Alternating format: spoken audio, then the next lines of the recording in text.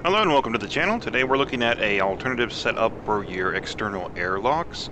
This is of course your airlocks that are designed to move you from a pressurized environment to a non-pressurized environment. With the addition of the oxygen farms, they have a slow income of oxygen of course, and a rather steep cost. So what you want to look at is doing a sort of airlock build that will reduce your oxygen use, so you do not have a lot of oxygen just getting pushed out into space basically whenever you're opening up the doors. So what we have here on this design is you'll see our oxygen generator in there, which just represents your normal conveyor system that you ventilate all your oxygen through, we covered in previous videos. They have the regular vent in there that's pumping it in. Now normally what you would do is you would either manually set it or you would set up a timer block to have that switch to a depressurization, which is fine, but also if you're considering how you're setting up your network, you have oxygen tanks that are already full because your generator or your farm has been filling them up, so you have nowhere to store that oxygen. So what we have here is an alternative vent that is solely set up for depressurization. You would activate that with your timer block, and it would send the oxygen up through the conveyor system into this oxygen tank. Now, if this was just a solid conveyor system, this oxygen tank would be stockpiled by the generator.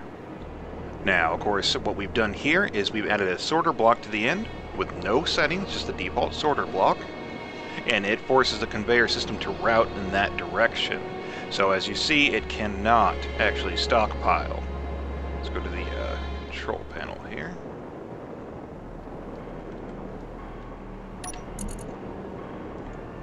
So we look at our oxygen tank here, and it's got 5.86%, which is what it was at previously. And it's not stockpiling at all, even though it is flagged to stockpile. Now, we can also use this as a way to force particular tanks to, well, stockpile oxygen by just activating our alternative vent there. I should start depressurizing it. And the other vent should be pressurizing the room.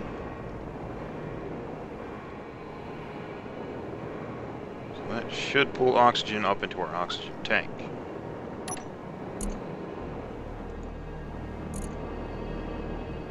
Yeah, see, there we go. Very slow gain, especially compared to how it would work if it was just fed through the actual system. It would definitely fill up a lot faster. But it definitely does work, so you can use this to segment oxygen tanks off and then manually force them to fill up via this system here. Or, of course, just leave them empty to pull all the extra oxygen into it when you go to depressurize the room. And then, of course, it will push it back into your main conveyor system. So that sorter block after the oxygen tank is what makes all the difference. Now, this, of course, is assuming you don't have any generators or farms set up on the other end over here. So if we were to go and add another generator right here, that would definitely drastically increase our rate of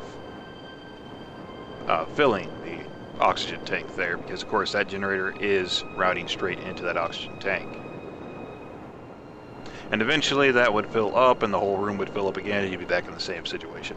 But basically the sorter block concept and the secondary routing for your conveyor system with the oxygen tank gives you an option to reduce your oxygen loss to pretty much zero, and then that way you have nothing to worry about as far as those limited resources, particularly in survival mode.